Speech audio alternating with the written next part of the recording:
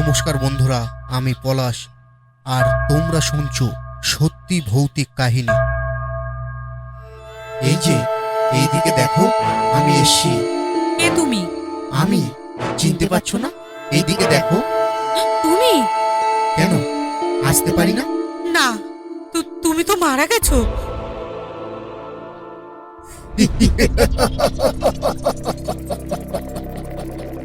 প্রত্যেক দিন ঠিক সন্ধ্যে 7টায় সত্যি ভৌতিক কাহিনী শোনার সময়।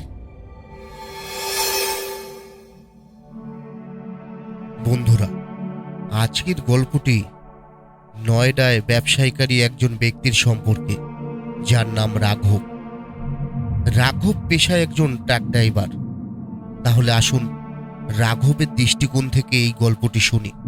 কিন্তু গল্প শুরু করার আগে যেমনটি আমি সবসময় তোমাদের বলি যে তোমরা নিশ্চয়ই অনেক গল্প শুনেছ, কিন্তু আমি আশা করি আজ আমাদের গল্পটি শোনার পর তোমরা সত্যিই ভয় পাবে। আমি তোমাদের শুধু অনুরোধ করছি যে যদি তোমরা এই গল্পটি সম্পূর্ণরূপে শোনো তাহলে তোমরা সত্যিই এটি অনেক উপভোগ করবে। এছাড়াও যদি তোমরা প্রথমবার আমাদের চ্যানেলে এসে থাকো তাহলে চ্যানেলটি সাবস্ক্রাইব করো।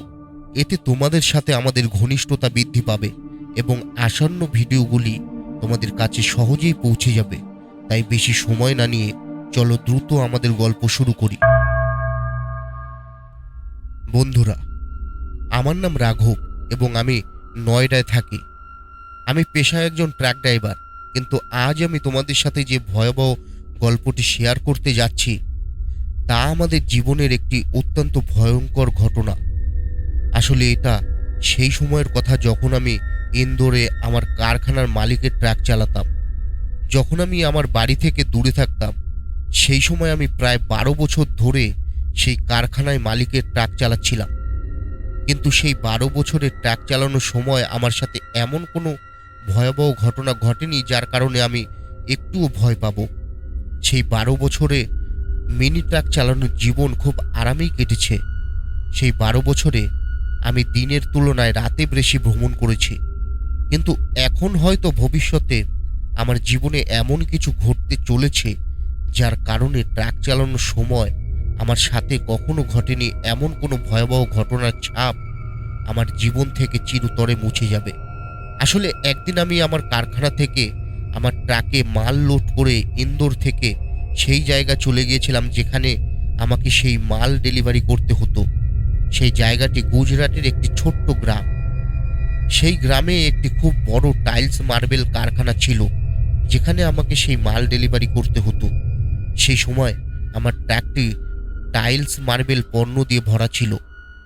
পরের দিন সেই জায়গায় পৌঁছে ট্রাকটি খালাস করার জন্য পার্ক করে কাছের একটি ধাবায় খেতে গিয়েছিলাম। হঠাৎ আমার ফোন বেজে উঠল। ফোন বেজে ওঠার সাথে সাথেই আমি পকেট থেকে ফোনটি বের করে দেখতে লাগলাম যে ফোনটি আমার বাড়ি থেকে এসেছে। আজ প্রায় 5 থেকে 7 দিন পর আমার পরিবারের কাছ থেকে ফোন আসছে। তাই আমি তাদের ফোনটি দেখে আমি খুব খুশি হয়েছিলাম। আমার পরিবারের সাথে আমার ঝগড়া হয়নি যে তারা 5-7 দিন পরে আমাকে ফোন করবে, বরং এর কারণ ছিল যে আমি যে গ্রামে থাকি সেখানে এখনও এত দরিদ্রের মধ্যে বাস করছি যে সেই গ্রামে মাত্র কয়েকজনের কাছেই ফোন আছে এবং আমার পরিবারের কারো কাছে ফোন নেই। যাদের ফোন আছে তারা সবসময় কোনো না কোনো কাজে ঘরের বাইরে থাকে। আজও লোকেরা পিসিও থেকে ফোন করে। ঠিক একইভাবে ফোন করার জন্য দোকান তৈরি করা হয়েছে। এখানে দোকানদাররা প্রতি মিনিটে ফোন করার জন্য টাকা নেয়। এখন সেই সময় আমার কাছে একটা ফোন আসে। সেই ফোনটা গ্রামের সেই ব্যক্তির নম্বর থেকে। ফোন নম্বরটা দেখে বুঝতে পারলাম যে এটা আমার পরিবারের সদস্যদেরই ফোন। আমি খুশিতে ফোনটা ধরেছিলাম, কিন্তু হঠাৎ ওপাশ থেকে যা শুনলাম তাতে আমার পুরো খুশিটা এক পর্যায়ে চলে গেল। আর ফোনটা ধরার আগেই আমি ধাবার মালিকের কাছ থেকে খাবার অর্ডার করেছিলাম। সেই অর্ডারটাও বাতিল করে দিয়েছিলাম কারণ সেই সময় ফোনে এমন কিছু একটা শুনেছিলাম যার কারণে আমার সমস্ত ক্ষুধা 1 মিনিটের মধ্যেই মরে গিয়েছিল। তারপর আমি চোখ ঘুরিয়ে আমার ট্রাকের দিকে তাকাই, যা খালি হয়ে যাচ্ছিল। ততক্ষণে আমার ট্রাক অর্ধেকেরও কম খালি ছিল। কিন্তু আমাকে এখনই আমার ট্রাক নিয়ে সেখান থেকে চলে যেতে হতো, কিন্তু যতক্ষণ না ট্রাক খালি হয় ততক্ষণ পর্যন্ত এটা সম্ভব ছিল না। আর আমিও এটা খুব ভালো করেই জানতাম, কিন্তু এখন আমি এতটা দ্বিধাগ্রস্ত ছিলাম, আমি এতটাই আটকে গিয়েছিলাম যে তখন কিছুই বুঝতে পারিনি। আর আমার চোখে জলও ছিল, কারণ যখন আমার বাসা থেকে ফোন এলো তখন আমার বাবা ফোনে ছিলেন। তিনি আমাকে বললেন, তোমার ঠাকুমা মারা গেছেন এবং আমাকে আমার সমস্ত কাজ ছেড়ে যত তাড়াতাড়ি সম্ভব বাড়ি ফিরে যেতে হবে। এখন যদি আমার বাবা আমাকে অন্য কোনো কাজের জন্য বাড়ি আসতে বলতেন তাহলে আমি কোনো না কোনো অজুহাত দেখিয়ে তাকে প্রত্যাখ্যান করতাম, কিন্তু এই কাজটি এমনই ছিল যে একজন ব্যক্তির যত গুরুত্বপূর্ণ কাজই হোক না কেন সে তা অস্বীকার করতে পারে না। এই কারণেই আমি তৎক্ষণাৎ সেই শ্রমিকদের পিছনে ছুটে যাই যারা আমার ট্রাক থেকে মাল খালাস করছিল, এবং তাদের বলি যে আমাকে যত তাড়াতাড়ি সম্ভব আমার গ্রামে পৌঁছাতে হবে। তোমরা দ্রুত এই মাল খালাস করো, কারণ আমার পরিবারের এক সদস্য মারা গেছে। আমার কাছ থেকে এই কথা শোনার সাথে সাথেই তারা বিষয়টি গুরুত্ব বুঝতে পেরে দ্রুত কাজ শুরু করে। সেদিন আমি সেই জায়গা থেকে আমার ট্রাকটি বের করে কারখানার মালিককে ফোনে বলেছিলাম যে আমার পরিবারের এক সদস্য মারা গেছে এবং সেই কারণেই আমি কারখানায় ফিরব না। কিন্তু আমার মুখ থেকে এই কথা শোনার পর আমার কারখানার মালিক আমাকে বললেন, তুমি এক কাজ করো, ট্রাকটি তোমার সাথে বাড়িতে নিয়ে যাও, কারণ তুমি যদি কারখানায় ট্রাক পার্ক করতে এসে তারপর বাড়ি যাও তাহলে তোমার অনেক সময় লাগবে। বরং ভালো হয় তুমি সরাসরি ট্রাকটি নিয়ে বাড়ি যাও। কারখানার মালিক এই কথা বলার সাথে সাথেই আমি তার কথা শুনে তাকে ধন্যবাদ জানাই এবং তারপর সেখান থেকে খুব দ্রুত গতিতে আমার ট্রাকটি চালাই। সেই সময় আমি এত দ্রুত গতিতে আমার ট্রাকটি চালাচ্ছিলাম এই আশায় যে হয়তো আমি শেষকৃত্যের আগে পৌঁছে যাব, কিন্তু সেই সময় আমি খুব ভুল ভাবছিলাম, কারণ সেই সময় আমার ধারণা ছিল না যে বাড়ি পৌঁছানোর আগে পথে আমার সাথে এমন ভয়াবহ দুর্ঘটনা ঘটবে যে সেই ঘটনার পরে বাড়ি ফিরে যাওয়া তো দূরের কথা, বরং আমি নিজেকে নিয়ন্ত্রণ করতে পারবো না এবং সেই ভয়াবহ ঘটনার পর আমার জীবনে এত কিছু বদলে যাবে আমি কখনো কল্পনাও করিনি। গল্পটা খুব বেশি লম্বা না করে আমি গল্পটা সরাসরি সেই জায়গায় নিয়ে যাব যেখানে আমার সাথে সেই ভয়াবহ ঘটনাটি ঘটেছিল। গুজরাট থেকে এত দীর্ঘ পথ পাড়ি দেওয়ার পর আমি এখন উত্তরপ্রদেশের সীমান্তে প্রবেশ করেছি, কিন্তু সেখান থেকে আমাকে আমার গ্রামের দিকে একটি হাইওয়ে দিয়ে যেতে হয়েছিল, প্রায় 70 থেকে 80 কিলোমিটার লম্বা একটি রাস্তা, যার মাঝখানে খুব লম্বা রাস্তা ছিল। এখন আমি সেই রাস্তা দিয়ে যাচ্ছিলাম, কিন্তু যখন আমি উত্তরপ্রদেশে পৌঁছালাম তখন রাত প্রায় 2টো বাজে এবং এমন পরিস্থিতিতে আমাকে এখনো অনেক পথ পাড়ি দিতে হচ্ছিল। কিন্তু এত দীর্ঘ পথ ট্রাক চালানোর কারণে আমি খুব ক্লান্ত ছিলাম, যার কারণে আমার কমপক্ষে 2 থেকে 3 ঘন্টা বিশ্রামের প্রয়োজন ছিল। কিন্তু সেই সময় আমার মনে হয় যে কিছুক্ষণের মধ্যেই সকাল হবে এবং সকালের পর আমাকে যে কোনো মূল্যে রাত 10টার মধ্যে বাড়ি পৌঁছাতেই হবে। সেই কারণেই আমি সেই সময় ঘুম বাতিল করে দিই এবং প্রায় 15 থেকে 20 মিনিট বিশ্রাম নেওয়ার পর আবার ট্রাক চালানো শুরু করি। এটা প্রথমবার নয় যে আমি এত দীর্ঘ সময় ধরে একটানা ট্রাক চালাচ্ছিলাম। আসলে এর আগেও আমি 2 দিন একটানা অনেকবার গাড়ি চালিয়েছি, কিন্তু আজ আমি একটু দুঃখিত ছিলাম, যার কারণে আমি যে জায়গায় যাচ্ছিলাম সে সম্পর্কে ইতিমধ্যেই খুব খারাপ খবর পেয়েছি। কিন্তু তখন আমার ধারণা ছিল না যে ভবিষ্যতে আমার সাথে সেই খবরের চেয়েও খারাপ কিছু ঘটতে চলেছে। কিন্তু তারপর সেই ছোট এবং সেই রাস্তায় পা রাখার সাথে সাথেই আমার অদ্ভুত কিছু অনুভব হতে থাকে। প্রথমে আমার মনে হয় ঘুমের কারণেই হয়তো এসব ঘটেছে, কিন্তু সেই রাস্তা ধরে এগিয়ে যাওয়ার সাথে সাথে বুঝতে পারি যে ঘুমের কারণে এসব ঘটছে না, কিন্তু বাস্তবে এই জায়গায় অদ্ভুত কিছু আছে আমি যা চোখে দেখতে পাচ্ছি না। কিন্তু সেই সময় আমি যা অনুভব করেছিলাম আমি তা উপেক্ষা করে চোখ খুলে সেই নির্জন রাস্তায় গাড়ি চালাতে শুরু করলাম।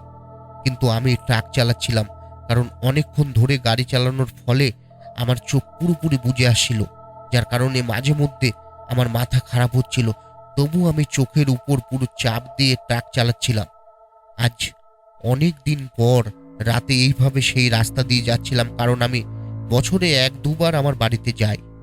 বেশিরভাগ সময় আমি আমার কাজের জন্য বাড়ির বাইরে থাকি, কিন্তু যখনই আমি সেই রাস্তা দিয়ে যেতাম সেই সময় আমি সবসময় গ্রামের দিকে যাওয়ার জন্য একটি বাস দিনের পর দিন সেখান দিয়ে যেতে দেখতাম। কিন্তু আজ প্রথমবার আমি নিজেই ট্রাকটি চালাচ্ছিলাম এবং রাতে সেখান থেকে যাচ্ছিলাম। এখন আমি সেই রাস্তার অর্ধেক পথ অতিক্রম করেছি এবং অর্ধেক পথ অতিক্রম করার সাথে সাথেই হঠাৎ মনে হলো যেন কেউ সেই রাস্তা দিয়ে হেঁটে যাচ্ছে। এই জিনিসটি দেখার সাথে সাথে আমার মনে হচ্ছে যে এত অন্ধকার রাতে ঘন বন থেকে এই নির্জন রাস্তায় একজন মানুষ কিভাবে হাঁটতে পারে। কিন্তু আমার ট্রাকের গতিতে যখন আমি সেই রাস্তার দিকে যাচ্ছিলাম তখনই আমি দেখতে পেলাম যে কেউ সেই রাস্তায় হাঁটছিল, সে হঠাৎ অন্ধকারে কোথাও অদৃশ্য হয়ে গেল। এই ঘটনাটি ঘটতেই আমার মনে হয় যে হয়তো কেউ রাতে বন থেকে কাঠ কাটছে, কারণ প্রায়শই আমাদের গ্রামের লোকেরা এবং পার্শ্ববর্তী গ্রামের লোকেরা রাতে কাঠ আনতে চম্বলে যায়, কারণ বন বিভাগ চম্বল বন থেকে কাঠ কাটার জন্য শাস্তির জন্য খুব কঠোর ব্যবস্থা করেছে। এই কারণেই গ্রামের লোকেরা অন্ধকার রাতে বন থেকে কাঠ কাটে, কারণ এমন কিছু লোক আছে যাদের ঘর কাঠের কারণে ক্ষতিগ্রস্ত হয়। জঙ্গল থেকে কাঠ কেটে বিক্রি করে জীবিকা নির্বাহ করা হয়। তাই সেই সময় যখনই আমি সেই ব্যক্তিকে হঠাৎ সেখানে থেকে উধাও হতে দেখলাম তখন আমার কাছে ব্যাপারটা খুব একটা অবাক করার মতো মনে হয়নি, কারণ সেই সময় আমি ভেবেছিলাম যে সে নিশ্চয়ই অন্ধকারে জঙ্গলের ভেতরে কোথাও চলে গেছে।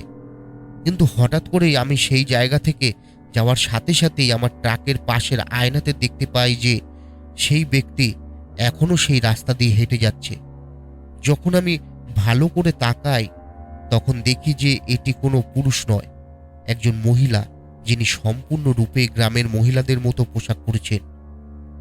জিনিসটা দেখার সাথে সাথেই আমি ধীরে ধীরে আমার ট্রাকের গতি একটু কমিয়ে ফেলি, কারণ আমি তাকে খুব মনোযোগ সহকারে দেখতে চেয়েছিলাম এবং আয়নায় দীর্ঘক্ষণ ধরে দেখতে চেয়েছিলাম যে কে সেই মহিলা যার এত সাহস ছিল যে সে এত রাতে এই নির্জন এলাকা দিয়ে যাচ্ছিল। কিন্তু যখনই আমি এই কথা ভাবি হঠাৎ আমার মনে পড়ে যায় আমাদের শৈশবে আমাদের গ্রামের লোকেরা যে ঘটনাটি বলেছিল। আমার শোনা গল্পটি মনে পড়ে যায়। আমার গ্রামে প্রায়ই শুনেছি রাতের বেলায় অনেক ভয়াবহ আত্মা ওই নির্জন রাস্তায় ঘুরে বেড়ায়। এই রাস্তার সামনের হাইওয়েতে যারা দুর্ঘটনায় মারা গেছে তাদের আত্মা প্রায়ই এই নির্জন রাস্তায় ঘুরে বেড়াতে দেখা যেত। কিন্তু আজ পর্যন্ত আমি কেবল গল্পে এইসব কথা শুনেছি, এমন কাউকে দেখিনি যে নিজের চোখে আত্মা দেখেছে। কিন্তু সেই সময় আমার চারপাশের পরিবেশ এমন ছিল যে যখনই আমি সেই কথাটা মনে করতে শুরু করি তখনই আমার মনে এক অদ্ভুত ভয় জাগে, আর সেই সময় ভয়ের কারণে আমার কপালে হালকা ঘাম ঝরতে থাকে। গত 12 বছরে এই প্রথমবারের মতো আমার সাথে এইসব ঘটছিল, কারণ গত 12 বছরে আমি রাতে অনেক ট্রাক চালিয়েছি, কিন্তু কোনো নির্জন জায়গা দেখে আমার মনে কখনো এমন চিন্তা আসেনি যেভাবে এই সময়ে আমার মনে আসছিল। কিন্তু সম্ভবত এর পেছনের কারণ ছিল যে আজ পর্যন্ত আমি যত জনশূন্য রাস্তা দিয়ে ট্রাক চালিয়েছি সেখানে আমি কোনো ভয়াবহ দুর্ঘটনার কথা জানতাম না, এমনকি সেই রাস্তা সম্পর্কে মানুষের বলা কোনো ভয়াবহ গল্পের কথাও জানতাম না। এই রাস্তাটিই ছিল সেই রাস্তা যেখানে আমি আমার পুরো শৈশব কাটিয়েছি, কারণ শুরু থেকেই গ্রামে যাওয়ার জন্য এটাই ছিল একমাত্র রাস্তা। তাই শুরু থেকেই আমি সেই রাস্তা সম্পর্কে অনেক গল্প জানতাম যার বাস্তবতার সাথে সম্ভবত কোনো সম্পর্ক ছিল না। কিন্তু এখন কোথাও না কোথাও সেই সব জিনিস আমাকে ভয় পেতে বাধ্য করছিল। ধীরে ধীরে সেই রাস্তা দিয়ে এগিয়ে যেতেই দূর থেকে সেই রাস্তায় টোল ট্যাক্স দেখতে শুরু করি। টোল ট্যাক্স আসার প্রায় 1 কিলোমিটার আগে আমি সেই রাস্তায় একটি বোর্ড দেখতে পাই যেখানে লেখা ছিল যে পরের 1 কিলোমিটারে টোল প্লাজা আসবে। কিন্তু আমি সেই জিনিসটি দেখার জন্য খুব বেশি সময় ব্যয় করিনি, কারণ গত 2 থেকে 3 বছর ধরে সেই টোল প্লাজা বন্ধ ছিল, কারণ সেই রাস্তা দিয়ে খুব বেশি যানবাহন যাতায়াত করেনি, যার কারণে সেই টোলের মালিককে অনেক টাকা দিতে হয়েছিল। খুব বেশি আয় হচ্ছিল না, তাই সে টোল বন্ধ করে দিল। কিন্তু আজ যখনই আমি আমার ট্রাকটি টোলের কাছে নিয়ে যাই তখনই দেখি যে আজ টোলটি চালু আছে। আমার ট্রাকটি যখন একটু কাছে পৌঁছায় তখন হঠাৎ করেই রাস্তার সামনে টোল ট্যাক্সে যানবাহন থামানোর জন্য লাগানো ইলেকট্রনিক পাইপটি এসে পড়ে। এই ঘটনার সাথে সাথেই আমি বুঝতে পারি যে টোল ট্যাক্স সত্যিই কার্যকর, এবং যখনই আমি এটি অনুভব করি তখনই আমি দেখতে পাই যে সেই সময় রাস্তার পাশে টোল কর্মচারীদের বসার জন্য একটি জায়গা থাকে, যা একটি ছোট কাচের অফিস, যেখানে কেউ না কেউ বসে পাশ দিয়ে যাওয়া যানবাহন চালকদের কাছ থেকে টাকা নেয়। সেই সময় সেই ছোট অফিসে একটি মেয়ে বসে থাকতে দেখি। আমি যখনই এই জিনিসটি দেখি তখন আমার মনে হয় যে প্রায় এক দুটি মেয়ে কোনো না কোনো সেক্টরে কাজ করে। তাহলে এটা সম্ভব যে এই মেয়েটিও এই টোল ট্যাক্সে রাতের ডিউটি করছে। কিন্তু এর সাথে সাথে আমি এটাও দেখতে পাই যে সেই সময় সেই মেয়েটি আমার দেখা ট্রাকের দিকে ক্রমাগত তাকিয়েছিল, কিন্তু আমি তার কাছে পৌঁছানোর পরেও সে তার চেয়ারে চুপচাপ বসে থাকে, এবং আমি যখন তার দিকে তাকাই তখন একইভাবে হাঁটু গেড়ে বসে থাকে। যখন পুলিশ তাকে টোল স্লিপ কাটতে বলে তখনও সে আমার দিকে মনোযোগ দেয় না এবং চুপচাপ সেই চেয়ারে বসে থাকে। যখন সে আমার দিকে মনোযোগ দেয় না, আমি একটু জোরে চিৎকার করে তাকে বলি, আরে ম্যাডাম, তুমি কি এখানে এভাবে বসে থাকবে? আমার ইতিমধ্যে অনেক দেরি হয়ে গেছে, আমাকে আমার বাড়িতে পৌঁছতে হবে। কিন্তু যখনই আমি তার দিকে তাকাই তখন আমি দেখতে পাই যে ছোট্ট অফিসে তার সামনে টোল স্লিপ কাটার জন্য কোনো কম্পিউটার বা মেশিন নেই। কেবল সেই মেয়েটি সেই চেয়ারে একা বসেছিল। এটি দেখার সাথে সাথেই আমি এটি হজম করতে পারছি না এবং ভাবছি যে কিভাবে টোল ট্যাক্স চালু আছে এবং এই মেয়েটি টোল স্লিপ কাটার জন্য কোনো কম্পিউটার নেই বা তার কাছে কোনো কাগজের স্লিপ নেই। এছাড়াও এই মেয়েটিও আমার দিকে মনোযোগ দিচ্ছে না। টোল ট্যাক্সের কাছে আসার সময় আমি ভাবিনি যে আজ এই জায়গায় আমার সাথে এমন ভয়াবহ ঘটনা ঘটবে। সেই ভয়াবহ ঘটনার পর যখনই আমি আমার জীবনে সেই টোল ট্যাক্সের মধ্য দিয়ে আমার গ্রামের দিকে আসব, সেই টোল ট্যাক্স দেখে আমার আত্মা কেঁপে উঠবে। আসলে সেদিন যখনই আমি আমার ট্রাক স্টার্ট করি, হঠাৎ সেই মেয়েটি আমার দিকে তাকায়, আর সেই মেয়েটি আমার দিকে তাকিয়ে দেখে। কিছুক্ষণ আগে আমি তার মুখে কেবল এক পাশ দেখতে পেলাম, কিন্তু সে আমার দিকে তাকিয়ে থাকা মাত্রই আমি তার মুখের দুপাশ দেখতে পেলাম। তার মুখের দুপাশ দেখার সাথে সাথে আমি চমকে উঠলাম, কারণ তার মুখ এক পাশ থেকে সম্পূর্ণ পুড়ে গেছে, যা সেই সময় রাতের অন্ধকারে এতটা দৃশ্যমান ছিল।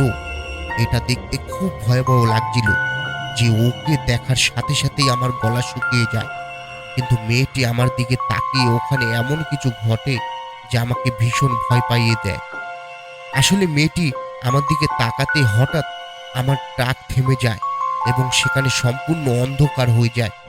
এখন সেই অন্ধকারে আমি কেবল সেই মেয়েটির ভয়াবহ মুখ দেখতে পেলাম, কিন্তু অদ্ভুতভাবে আমার দিকে তাকিয়ে থাকার পর মেয়েটি আমার দিকে তাকিয়ে হাসতে শুরু করলো। আমি কেবল চোখ মেলে ওর দিকে তাকিয়ে দেখি ও হাসিল। যখন দেখি ওর দাঁত এত লম্বা যে দাঁতগুলো দেখার পর আমার মনে হয়েছে যেন ওই দাঁতগুলো মানুষের নয়, কিন্তু সেই দাঁতের সাথে সাথে আমি দেখতে পাচ্ছি যে ওর মুখে রক্তাক্ত লালা জমে আছে, যা আমার মুখ থেকে টপ টপ করে পড়ছে। ওখানে এই ঘটনা ঘটতেই আমি বুঝতে পেরেছি যে এটা কোনো জীবিত মানুষ নয়। হয়তো আজকে কোনো এক ভবঘুরে আত্মা টোল ট্যাক্সে কাজ করা মেয়ে হয়ে এখানে আমাকে তার জালে আটকে রেখেছে। কিন্তু যখনই আমি সেই জিনিসটা দেখি তখনই আমি সাহস সঞ্চয় করি এবং বারবার আমার ট্রাকের চাবি ঘুরিয়ে আমার ট্রাক চালু করার চেষ্টা করি। কিন্তু অনেকবার চেষ্টা করার পরেও আমার ট্রাকটি যখন চালু হচ্ছিল না, তখনই আমি বুঝতে পারি যে আজ এই ট্রাকটি এখানে চালু হবে না, কারণ এমন পরিস্থিতিতে প্রায়শই এটি ঘটে। সেই কারণেই সেই সময় আমার মনে একটা চিন্তা আসে যে আমার এই ট্রাক থেকে লাফিয়ে এখান থেকে আমার বাড়িতে পালিয়ে যাওয়া উচিত। কিন্তু তখন আমার মন আমাকে বলে, পাগলামি করো না, এখনো তোমার গ্রাম এখান থেকে প্রায় 20 কিলোমিটার দূরে, এবং আমার শরীরের অবস্থা এমন ছিল না যে আমি সেখান থেকে হেঁটে গ্রামের দিকে ছুটে যাব, কারণ সেই সময় এত দীর্ঘ পথ ভ্রমণের কারণে আমার শরীর খারাপ হয়েছিল। এখন আমি ওই মেয়েটির দিকে না তাকিয়ে মনে মনে এই সব ভাবছিলাম। হঠাৎ ওই মেয়েটি আর সেই ছোট টোল ট্যাক্স অফিসে বসে নেই, সে সেখান থেকে অদৃশ্য হয়ে গেছে। এটা ঘটতেই আমার মনে হয় সে ওখান থেকে চলে গেছে। এবং এইসব ভাবতে ভাবতে আমি বারবার ট্রাকের চাবি ঘুরিয়ে স্টার্ট দিতে চেষ্টা করি, কিন্তু ট্রাকটি স্টার্ট হয় না। আমি বারবার চাবি ঘুরিয়ে আমার ট্রাক স্টার্ট করার জন্য চেষ্টা করছিলাম। হঠাৎ আমার ট্রাকের কেবিনের অন্য পাশের জানালা খুলে এবং জানলা খোলার সাথে সাথেই আমি চোখ বড় বড় করে দেখতে শুরু করি। হঠাৎ দেখি যে সেই টোল ট্যাক্স অফিসে যে ভয়াবহ আত্মা বসেছিল সে এখন দরজা খুলে আমার দিকে এগিয়ে আসছে। এই ঘটনাটি ঘটতেই আমার মনে হয় আমার পাশের দরজা খুলে ট্রাক থেকে নেমে যাওয়া উচিত। এই ভেবে আমি দ্রুত আমার ড্রাইভিং সিটের পাশের কেবিনের দরজা খুলে নিচে নেমে যাই, কিন্তু নামার সাথে সাথেই কেউ একজন আমার কাঁধে হাত রাখে। ঠিক সেই সময় যখনই আমি বুঝতে পারি কেউ আমার পিছনে হাত রেখেছে, আমি ধীরে ধীরে ভয়ে পিছনে ফিরে তাকাই। আর যখনই আমি পিছনে তাকাই তখনই দেখি এক ডাইনি আমার পিছনে দাঁড়িয়ে আছে এবং সে আমার ঘাড়ে হাত দিয়ে আছে। এই ঘটনাটি দেখে আমি বুঝতে পারি যে যতই এখান থেকে ওখানে দৌড়ানোর চেষ্টা করি না কেন, সে যে কোনো জায়গায় আসতে পারে। সেই সময় রাতের ঘন অন্ধকারে আমাকে তার মুখোমুখি হতে হবে।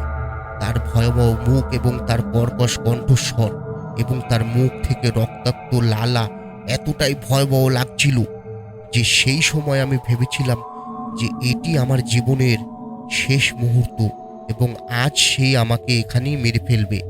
আমি এইসব ভাবছিলাম, হঠাৎ সে আমার দিকে অদ্ভুতভাবে গর্জন করে তাকিয়ে বলল, কি হয়েছে? তোমার বাড়ি যাওয়ার তাড়া আছে না? সেদিন তোমরা ভাবনি যে আমার মা বাবা আমার জন্য বাড়িতে অপেক্ষা করছে? সেদিন তোমাদের আমার প্রতি একটুও দয়া ছিল না। তোমরা আমার সাথে যাই করেছো, আমাকে যে অবস্থায় ফেলেছো, তার জন্য আজও আমি এখানে ওখানে ঘুরে বেড়াচ্ছি। যতক্ষণ না আমি তোমাদের কাছ থেকে আমার সাথে যা করেছো তার প্রতিশোধ না নিই, আমি শান্তি পাবো না। এই বলে সেই ভয়ঙ্কর ডাইনি তার রক্তমাখা মুখ খুলে জোরে হাসতে শুরু করে। সেই সময় সেই নির্জন এবং নীরব এলাকায় কেবল সেই ডাইনির হাসির শব্দ প্রতিধ্বনিত হচ্ছিল, কিন্তু সেই সময় আমি বুঝতে পারিনি যে কার কথা বলছে এবং সে আমার কাছ থেকে কি ধরনের প্রতিশোধ নিতে চায়। আমি তার কোনো ক্ষতি করিনি, কিন্তু আমি এই সব কিছুই বুঝতে পারার আগেই সে সেখানে খুব আক্রমণাত্মক হয়ে ওঠে এবং হঠাৎ আমাকে ধাক্কা দেয়। সে আমাকে ধাক্কা দেওয়ার সাথে সাথেই আমি সম্পূর্ণ অসাড় হয়ে গেলাম এবং রাস্তায় পড়ে যাই। আমি রাস্তায় পড়ে যাওয়ার সাথে সাথে সে আমার একটি পা ধরে এবং সেখান থেকে পাশের ঘন জঙ্গলের দিকে টেনে নিয়ে যাওয়ার চেষ্টা করে, কিন্তু সেই সময় সে আমার কেবল একটি পা ধরেছিল। কিন্তু হঠাৎ এক বৃদ্ধ সেখানে চলে আসে এবং হাতে একটি জ্বলন্ত লাঠি ধরেছিল। তিনি জ্বলন্ত লাঠি দিয়ে ডাইনির মাথায় পেছন থেকে আঘাত করেন। যখন তিনি তার মাথায় আঘাত করেন, কিন্তু যখন সে তাকে পিছন থেকে আঘাত করে তখন সে চোখের পলকে সেখান থেকে অদৃশ্য হয়ে যায়। কিন্তু ততক্ষণে আমি এতটাই আহত হয়ে পড়েছিলাম যে ব্যথার কারণে কিছুক্ষণের মধ্যেই আমি অজ্ঞান হয়ে যাই। তারপর সেই বৃদ্ধ লোকটি আমাকে সেখান থেকে টেনে ট্রাকে নিয়ে যায় এবং কোনোভাবে আমার ট্রাকের কেবিনে বসিয়ে দেয় এবং তারপর ট্রাকের ড্রাইভিং সিটে বসে লোকটি গাড়ি স্টার্ট দেয়। এরপরে কি ঘটেছিল তা আমার কিছুই মনে নেই, কারণ আমি তখন অজ্ঞান হয়ে গিয়েছিলাম। কিন্তু যখন আমি চোখ খুললাম তখন আমি আমার গ্রামের ঠিক পাশে দাঁড়িয়েছিলাম এবং গ্রামের কিছু লোক আমার ট্রাকটিকে ঘিরেছিল। সেই সময় আমি অনেক শব্দ শুনতে পাচ্ছিলাম এবং গ্রামের লোকেরা আমাকে চিনতে পেরেছিল। সেই কারণেই ততক্ষণে আমার পরিবারের সদস্যরাও সেখানে এসেছিল এবং তারপর তারা আমাকে তাদের সাথে বাড়িতে নিয়ে গিয়েছিল। কিন্তু বাড়ি ফিরে যাওয়ার পর আমার সাথে যা কিছু ঘটেছিল আমি আমার পরিবারকে পুরো ঘটনাটি বলি। এই ঘটনা শুনে আমার গ্রামের কিছু লোক আমাকে বলে, একদিন একটি মেয়ে স্কুটিতে করে যাচ্ছিল। সেই সময় সেই টোল ট্যাক্সে 2 থেকে 3 জন ছেলে উপস্থিত ছিল, যারা মেয়েটির সাথে অনেক অন্যায় করেছিল এবং তারপর তাকে হত্যা করার পর টোল ট্যাক্সের পাশের জঙ্গলে ফেলে দেয়। তার দেহ বন্য প্রাণী খেয়ে ফেলেছিল। কিন্তু গ্রামবাসীরা যখন অবশিষ্ট দেহের কিছু টুকরো দেখতে পেল, তখন সেই সময় তার অবস্থা খুব খারাপ ছিল। কিন্তু দুর্ঘটনার পর কয়েকদিনের মধ্যে সেই টোল ট্যাক্স বন্ধ করে দেওয়া হয়েছিল, কারণ যে কেউ সেই টোল ট্যাক্সে রাতের ডিউটি করত, তাকে সেই মেয়েটির আত্মা প্রতিশোধ নেওয়ার চেষ্টা করত। আর যখন কেউ সেই টোলে কাজ করতে প্রস্তুত ছিল না, তখন টোলের মালিক টোলটি বন্ধ করে দেয়। এবং আজও সেই মেয়েটির আত্মা সেই টোলে এভাবে ঘুরে বেড়ায়। যে কেউ রাতে সেখান থেকে যায়, সে তার উপর প্রতিশোধ নেওয়ার চেষ্টা করে, কারণ সে মনে করে যে পৃথিবীর প্রতিটি জীবিত পুরুষ তার জন্য দোষী। তো বন্ধুরা, এই ছিল আমাদের আজকের সত্যি ভৌতিক কাহিনী। কেমন লাগলো এবং কোথা থেকে তোমরা শুনছো আমাদের কমেন্ট বক্সে কমেন্ট করে জানাবে। আর এখন তোমরাও তোমাদের সত্যি ভৌতিক কাহিনী পাঠাতে পারো সত্যি ভৌতিক কাহিনী @gmail.com এ। তো শীঘ্রই আরেকটি গল্প নিয়ে তোমাদের সামনে আমরা উপস্থিত হব। ততক্ষণের জন্য তোমরা সবাই ভালো থাকবে।